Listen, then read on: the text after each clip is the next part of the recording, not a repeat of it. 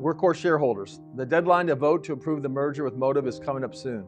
We appreciate all the questions we've received about our transaction with Motiv and the future of Workhorse. What I want to share with you today is that I believe this merger is the only viable path forward for our company and your investment in the company. Our board looked at other paths forward over the last 18 months and thoroughly explored several other alternatives. To be clear, we believe that Workhorse shares will only have meaningful value if you vote in support of the Motiv deal. If you don't vote to support the transaction, or you don't vote at all, the transaction will not go through and Workhorse will have to stand alone. If we go alone, we will likely continue to face liquidity issues and could have to pursue a restructuring in which equity would likely recover very little or no value at all. In contrast, our agreement with Motiv provides the opportunity to participate in the potential upside of a leader in the medium-duty EV commercial vehicle market. Together, we can create a broader product portfolio, strengthen our financial position, and create long-term shareholder value.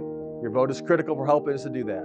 Please vote for the proposals on the ballot at our annual meeting as soon as possible. Go to www.votewkhs.com to learn how to get your vote in today.